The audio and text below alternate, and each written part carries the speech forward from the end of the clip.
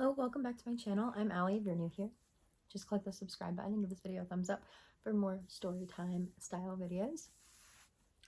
So this is going to be my birth story part 2. I posted part 1 over a year ago, maybe. And I just haven't gotten around to filming part 2. So this is part 2. This is going to be kind of like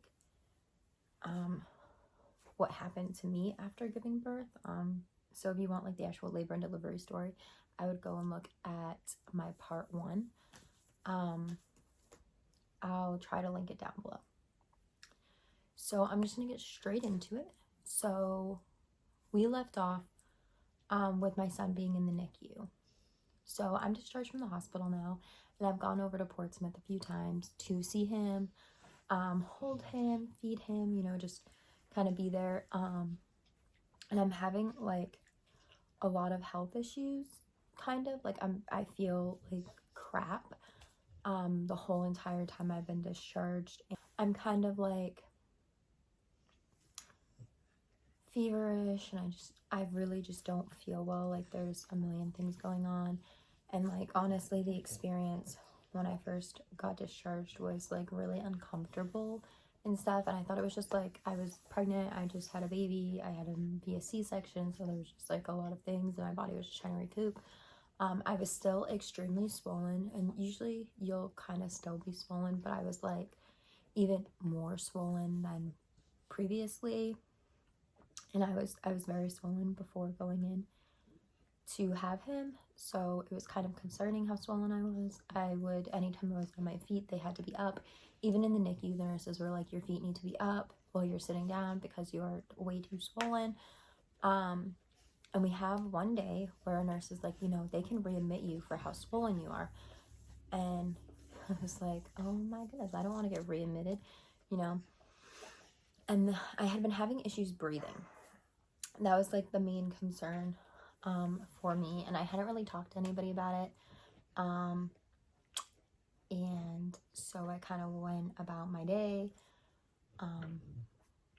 continuing with these breathing issues, and then I went to, we were getting ready to sleep. We were staying at the Fisher House over at Portsmouth, Naval Base.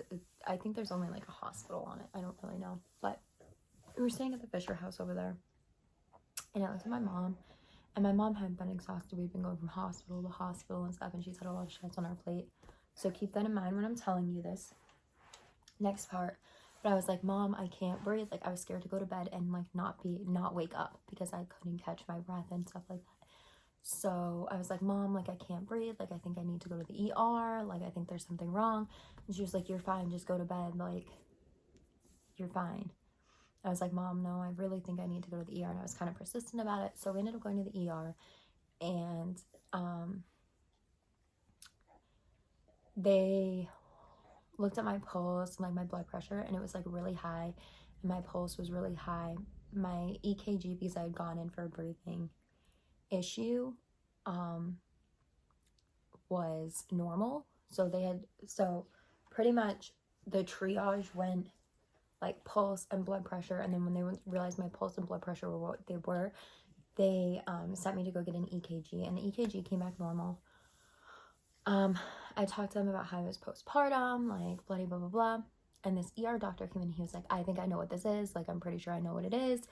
And he did a bunch of blood work, and part of that was, this is something that would constantly come back up. There was other things that like showed that I was going through what I was going through, but this is one thing that they had passed around a sticky note with the BNP number, which is the brain natriuretic peptide or something like that. It's pretty much, as it was described to me, as the stress hormone your heart will release when it's undergoing stress. And usually it's under 100, and mine was at like 7,000 or something like that. And so then that's kind of when they were like, yeah, she's getting admitted, like she's going up to the cardiac unit. And I was like, what is going on? So I get up to the cardiac unit, and they're like, yeah, like the swelling and everything, it looks like you're going through congestive heart failure. So we're gonna go do an echocardiogram on you and stuff. And they did the echocardiogram, and I don't remember. So I think I had 2 echoes while I was admitted, one like then, and then one in the ER, and then one in when I was actually admitted. So the one in the ER said my ejection fraction was, I want to say in the 40%. The average is like 60%. And then so I got up to the cardiac unit, and they were like, we're going to do an echo on you, but we're also going to start you on diuretics to get rid of all the fluid and everything. And I was also trying to breastfeed, so there wasn't a lot of medication that they could put me on to help combat this. And sorry if you hear like stuff, my dog is chewing on some things, so on some toys.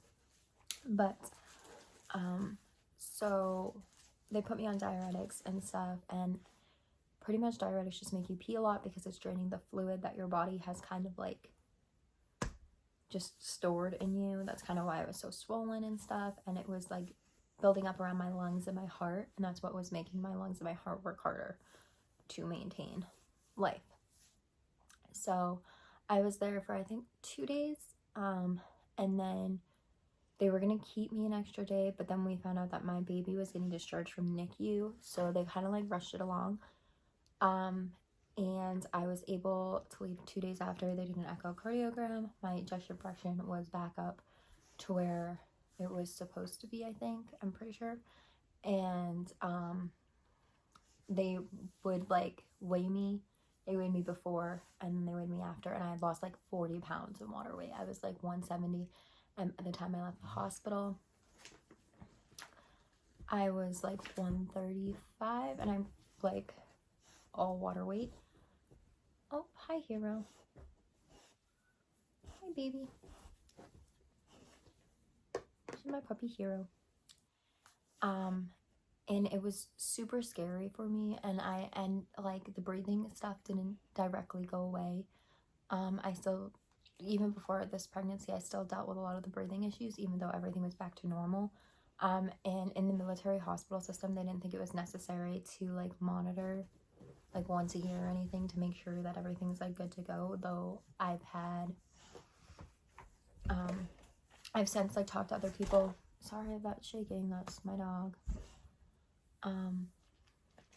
But since then I've had other people tell me that have gone through the same experience, that they have like a relationship with a cardiologist that they see once a year to monitor the condition, because there's just so much unknown about postpartum cardiomyopathy. When I had brought that up at different appointments, I was told that they're pretty sure it resolved, and so there was no reason to monitor it further. So I spent a long time just trying to get answers and stuff on why I was still breathing abnormally and stuff like that, and I still don't have any answers, and they kind of ignored me, and I kind of gave up again because nobody listens to me.